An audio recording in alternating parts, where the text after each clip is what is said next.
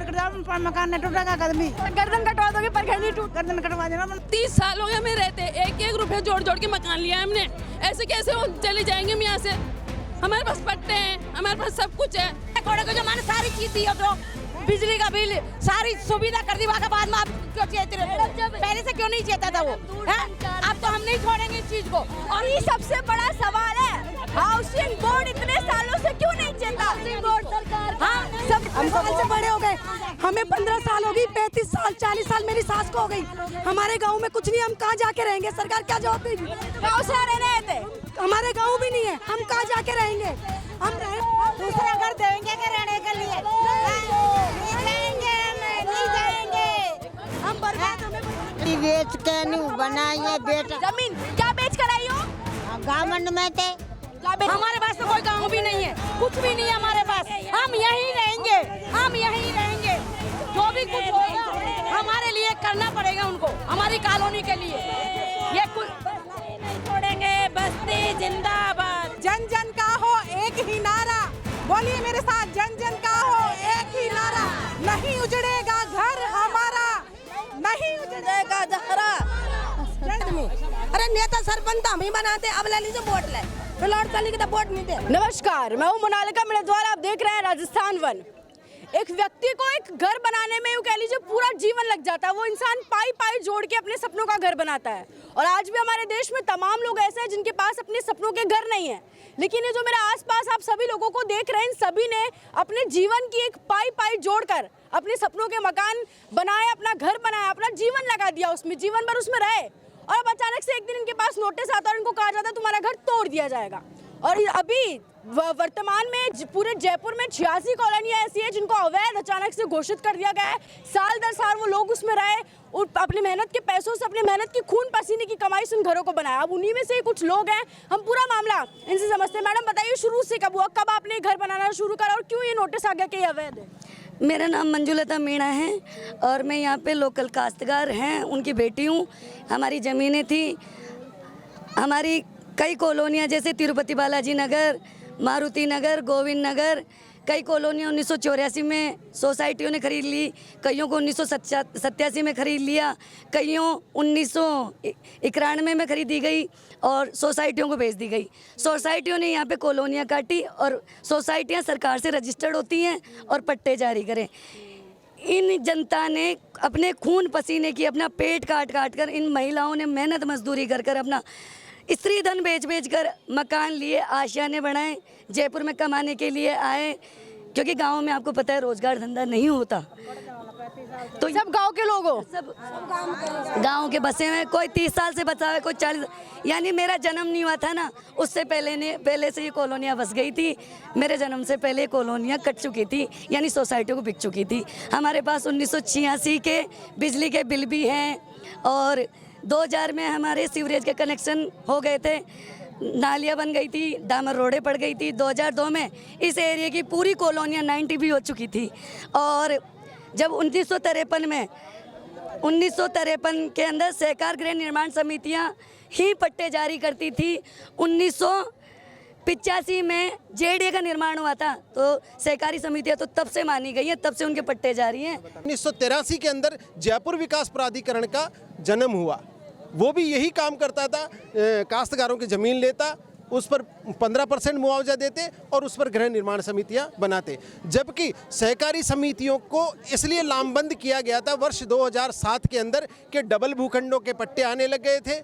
कई ऐसे धांधलियां होने लग गई थी कि जब 2 बार ज़मीनें बेच दी जाती थी। उसको लेकर के सहकारी समितियों को भूमाफियों का एक करार दिया गया, जो एक व्यक्ति की नीतिगत बदली गई। लेकिन 1970 के बाद यहाँ पर जब प्रतापनगर की बसावट हुई तो यहाँ पर पहले से ही लोग रहते थे, पहले से ही ये मकान बने हुए थे। आज उनको बिजली का कनेक्शन दे दिया गया, पानी का कनेक्शन दे दिया गया, यहाँ तक कि जो सीवर लाइन डली थी वो सहयोग की ओर से डली थी। मतलब आधा पैसा जयपुर विकास प्राधिकरण का और आधा पैसा व्यक्ति का, जिसका हाउस है, जनता का, वो करके भी कहा। और आज हाई कोर्ट ने, सरकार में हम बात बात का पैसा देते हैं, सरकार हमसे बात, कचरा उठाने तक का निगम हमसे पैसा लेती है, रोड लाइट का हमसे पैसा लेती है ना मैडम।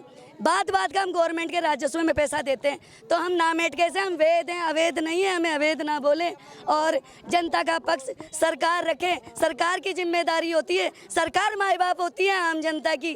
त्राहिमाम मचा हुआ है इस छियासी कॉलोनी में, तो सरकार की जिम्मेदारी हमारा पक्ष मजबूती से इस जनता का, ये महिलाएं लोकतंत्र में सड़कों पे निकलेंगी और अपनी आवाज़ को बुलंद करेगी। सरकारों को झुकना पड़ेगा, कोर्ट को झुकना पड़ेगा और कोर्ट को इस जनता की आवाज़ सुननी पड़ेगी। जजमेंट अम्मा थारो घर टूट जाओ लो, घर टूट वालो जी के मारो घर क्यों टूटा लो या सरकार ने तो नोटिस दे दियो।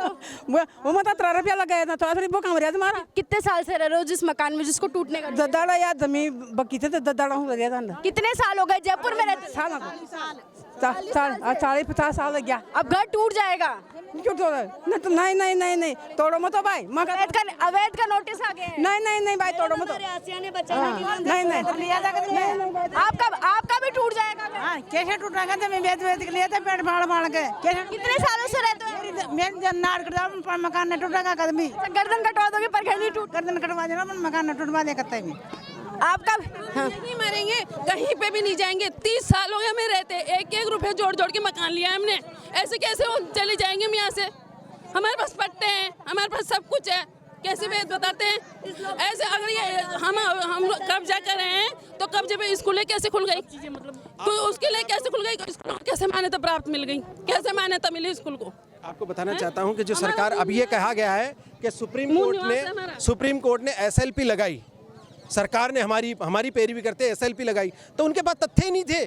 हमारे को आप ही जैसे एक पत्रकार बंधु ने बताया कि हम आपके पास तथ्य नहीं है, सरकार पेश नहीं कर पाई, इसलिए सुप्रीम कोर्ट ने तथ्य तो आप सरकार तक पहुंचाइए तभी तो सरकार पेश करेगी। मैं बताना चाह रहा हूं, सरकार तक तथ्य कहां पहुंचाएं? हमारे को स्टेडियम में भीड़ इकट्ठी करके ले जाते हैं कि तुम्हारी सुनवाई कहेंगे, वो नेताजी बीजेपी के पीछे खड़े हो जाते हैं और स्नेह मिलन समारोह कर देते हैं हमारे साथ तो ऐसा शोषण हो रहा है। आपको एक चीज नहीं लगती? सुनिए, जमीन तो हाउसिंग बोर्ड की थी, आप लोगों के पास पट्टे, सुनिए एक बार मेरी बात सुनिए, आप जमीन हाउसिंग बोर्ड की थी, ठीक है? हाउसिंग बोर्ड ने आवाप्ति क्यों ने आवाप्ति पूरी कहना चाह रही हूँ मैं, वही कहना। हाउसिंग बोर्ड का एक नियम होता है आवाप्ति पूरी करने का। आपको पट्टा, जमीन हाउसिंग बोर्ड की थी, हाउसिंग बोर्ड ने जमीन कृषि किसानों से लेकर हाउसिंग बोर्ड ने जमीन अपने पास, कोई मुआवजा नहीं। हाउसिंग बोर्ड की जमीन थी, अपन प्लॉट लेते। आज मैंने हाउसिंग बोर्ड से हमने कोई मुआवजा नहीं उठाया, कोई मुआवजा नहीं उठाया हाउसिंग बोर्ड से। हाउसिंग बोर्ड की जमीन थी तो आपके पास पट्टे हाउसिंग बोर्ड के होने चाहिए थे। आपके पास जिन लोगों के पट्टे हैं ना, वो सब भू माफिया, उनकी गलती है। कोई भू माफिया नहीं है मैडम, सोसाइटी रजिस्टर्ड होती है सरकार से। हाँ, तो सोसाइटी वाले, सुनिए, हाउसिंग बोर्ड ने एक बात बताइए, हाउसिंग बोर्ड ने इतने सालों से जमीन क्यों नहीं मांगी? इतने सालों ये मुद्दा होना चाहिए मैडम। ऐसा है, मैं भी इसी एरिया का वासी हूँ, है ना, ठीक है? प्लाट लेते ना, उसको भी संभालते हैं जाके। भाई मेरा प्लाट सेफ है नहीं, और वो इतनी सारी जमीन कैसे छोड़ दिया? कितनी सरकारें आई, कितनी सरकारें आई, कितनी गई, ठीक है ना? आज तक किसी ने कोई ऑब्जेक्शन नहीं किया कि हाउसिंग बोर्ड की जमीन है। दिन से कोड़े को जो मैंने सारी चीज दी, जो बिजली का बिल सारी सुविधा कर दी, वहाँ बाद में आप क्यों चाहते रहे? पहले से क्यों नहीं चाहता था वो? अब तो हम नहीं छोड़ेंगे इस चीज को। और ये सबसे बड़ा सवाल है, हाउसिंग बोर्ड इतने सालों से क्यों नहीं चाहता? हाउसिंग बोर्ड सरकार का, सबसे बड़ा सरकार का ये होती है ब्यूरोक्रेसी, जो सरकार से अलग होती है। सबसे बड़ी सरकार गलती है अधिकारियों की और ब्यूरोक्रेसी की। गवर्नमेंट सरकार तो चली जाएगी। गवर्नमेंट को ये सोचना चाहिए, अपन किसी जानवर का धुरंधा उगाड़ते पहले भी सोचते हैं, तो ये तो इंसान है, इंसान को सोचना तो उनको उनके सामने हमारा प्रत्यक्ष परिणाम होना चाहिए चीज के बारे में। हमारे बच्चे 2 साल से बड़े हो गए, हमें 15 साल हो गई, 35 साल 40 साल मेरी सास को हो गई। हमारे गांव में कुछ नहीं, हम कहाँ जाके रहेंगे? सरकार क्या जवाब देगी? गाँव से रहने थे, हमारे गांव भी नहीं है, हम कहाँ जाके रहेंगे? हम रहेंगे हमारे तो गाँव भी डूब खत्म गाँव भी डूब खत्म किया, हम कहाँ रहेंगे? गाँव में रहने के लिए देंगे क्या घर? दूसरा घर देंगे क्या रहने के लिए? नहीं जाएंगे, हम बर्बाद, हमें बर्बाद। मेरी बात सुनो, मेरी बात सुनो मैम, एक मिनट, वो कैसे भी करके हमारी कॉलोनी बचनी चाहिए। हम यहीं रहेंगे, हम कहीं नहीं जाएंगे, मर जाएंगे और मार देंगे, हम नहीं जाएंगे। मैं ये कहना चाह रहा हूँ कि ये देखो सिविल लाइन, भैया सिविल लाइन देखो, सिविल लाइन की वीडियो ले लो, ये सिविल लाइन की वीडियो दे लो, ये गवर्नमेंट ने ही डाली है। ये देखो ये पोल, गवर्नमेंट ने अधिकारी करते हैं। सबसे पहले तो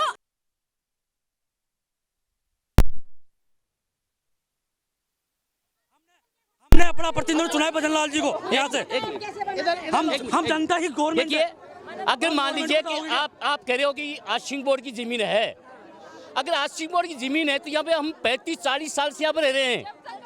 इतने सालों से क्यों नहीं कहाँ गया था है जब गवर्नमेंट ने क्यों इतने सालों से हाउसिंग बोर्ड पता है क्यों नहीं जागा? इतने सालों से पता है हाउसिंग बोर्ड क्यों नहीं जाता?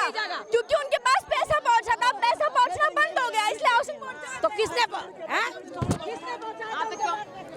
नमस्ते, मैं यहीं की निवासी हूँ। नमस्ते, मैं यहीं की निवासी हूँ। जैसा कि आप सब लोगों को देख रहे हैं, यहाँ कोई भी शहर से नहीं है, सब ग्रामीण लोग हैं, सब गाँव से आए हुए हैं। इन्होंने अपनी ज़मीनें बेची, एक एक पैसा जोड़ा, अपनी ज़मीनें बेची, गाँव में लोन लिया है। लोन क्यों कब लेता है? जब हमारी प्रॉपर्टी वैध होती है। हमारे पास जब भी लोन लेते हैं, हम काहे के लिए लोन चल रही है? मेरे तो अभी मकान बना धरती बेच के नहीं बनाई है बेटा। जमीन क्या बेच कर आई हो? गाँव में थे, क्या बेच कर आए गाँव से? हमारी जमीन बोवे की जमीन बेच के आज जब बनाई है ना। 35 साल हो गए रहते रहते, जब से काम कर रही थी सरकार। अब खाजा में हम काम कर रही थी सरकार। जन जन भैया जन जन बच्चों को छोड़ सकती है क्या? हम भी नहीं छोड़ेंगे इस चीज़ को। ये हमारी माँ है, इसको नहीं छोड़ेंगे। बच्चों को नहीं छोड़ेंगे कॉलोनी को कुछ। हाँ, बड़े बूढ़े खाजा है जिंदगी की। हम कहाँ जाएंगे? हमारे पास तो कोई गाँव भी नहीं है, कुछ भी नहीं है हमारे पास। हम यहीं रहेंगे, हम यहीं रहेंगे। जो भी कुछ होगा हमारे लिए करना पड़ेगा उनको, हमारी कॉलोनी के लिए। ये कुछ नहीं छोड़ेंगे। बस्ती जिंदाबाद, जिंदाबाद। अब देख, अब ले सकते हैं हम दूसरे मकान, इतनी हिम्मत है हमें नहीं। अब हम पट्टी क्या करते हैं? हमारे पर तो मजदूरी करते, बैलदारी जाते हैं।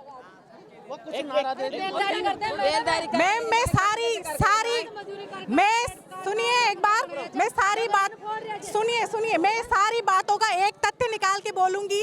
जन जन का हो एक ही नारा, बोलिए मेरे साथ, जन जन का हो एक ही नारा। नहीं उजड़ेगा घर हमारा, नहीं उजड़ेगा जहरा, जन जन का उजाला गुजारा नहीं उजड़ेगा जहरा, जन जन गाँव हो जाए गुजारा नहीं उजड़ेगा जहरा। ये पहले कहाँ गई थी ये सरकार? अभी क्यों आई है? मतलब इनको पहला पता नहीं था क्या? ये सुविधा देने से पहले सोचना चाहिए ना। नहीं नहीं, हम मरने के लिए तैयार है, उनको मूलने तैयार है, लेकिन जगह नहीं छोड़ेंगे। मरने के लिए हम मरने के लिए तैयार है, लेकिन जगह नहीं छोड़ेंगे हम। अभी जो इन लोगों में आक्रोश है, उस आक्रोश की वजह ये है कि ये जो घर यहाँ पे बने हुए, इन सब की मेहनत की, इनके खून पसीने की कमाई के पैसों से बने हुए घर हैं। तो बहुत जाहिर सी बात है कि इन भ्रष्ट अधिकारियों की वजह से, भ्रष्ट ब्यूरोक्रेसी की वजह से क्यों अपना घर छोड़ दें? ऐसे हुए हैं ना 80% लोग ये मजदूर लोग हैं।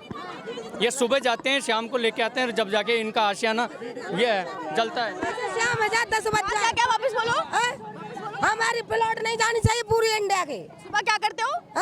सुबह के जाए 10 बजे घर में घुसे, टमाटर बेचे। टमाटर बेच? हाँ, बहुत गरीब आदमी। सब आके जमाता है, पैसे वाला पे जमा के दिखाओ। ये गरीबों की बस्ती ना, इसलिए सब आके जमा रहे। गवर्नमेंट हमारे प्रति हो रही है ना। यदि पहुंच एरिया में होती नहीं है कॉलोनी, कोई नहीं हटा पाता। क्या बात कर रहे हो आप? ये सब कोई नहीं होता।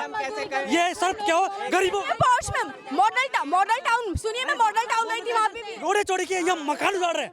वहाँ सिर्फ रोडे चोरी कर रहे हैं, वो एक वाजिब चीज है, मगर यहाँ पर तो मकान उजाड़ रहे हैं। ऐसा कुछ नहीं होता मैडम। सरकार हम सरकार जाएंगे, बताओ कहाँ लेके जाएंगे छोटे छोटे बच्चों को? चुनाव प्रतिनिधित्व है, हमारा चुनाव प्रतिनिधित्व है संगठन मगरू विधानसभा क्षेत्र से, और वो आज मुख्यमंत्री बनकर बैठा है। वो नहीं बोलेगा हमारे लिए। हमने कहाँ गए आदमी? अरे नेता सरपंच हम ही बनाते, अब ले लीजिए वोट ले, प्लॉट चलेगी तो वोट नहीं दे। हाँ, और चलेगा तो वोट नहीं दोगी? हाँ, नहीं दे तो प्लॉट चलेगा तो नहीं दे। अब इन सब लोगों में जो आक्रोश है, उन अधिकारियों की वजह से, उन जेडी के अधिकारियों की वजह से, उन बिजली विभाग के अधिकारियों की वजह से, जिन्होंने इनके प्लॉट के पट्टे काट दिए, सोसाइटियों के पट्टे दिए। क्योंकि सुनिए, पट्टे आकर सरकार नहीं दे जाती है, पट्टे आकर हमारे जेडी के अधिकारी दे जाते हैं, बिजली विभाग के अधिकारी दे जाते हैं, जलदाय विभाग के अधिकारी पानी की कनेक्शन दे जाते हैं। तो गलती सरकार की नहीं, अधिकारियों की। और इतने समय से हाउसिंग बोर्ड इसलिए नहीं जागा क्योंकि हाउसिंग बोर्ड के पास लगातार पैसा पहुंच रहा था। अब हाउसिंग बोर्ड के पास पैसा पहुंचना बंद हो गया, तो हाउसिंग बोर्ड जाग गया और वो अब इनसे घर वापस मांग रहा है। तो अब सरकार और न्यायालय भी इनकी आवाज सुने, और जो बड़ी वाजिब सी बात है, बड़ा खून पैसे की कमाई से उन्होंने जो घर बनाया वो उन्हें दिए जाए। अब क्या राय रखते हैं पूरे मामले पर हमें जरूर बताओ। ऐसे जुड़े राजस्थान उनके साथ।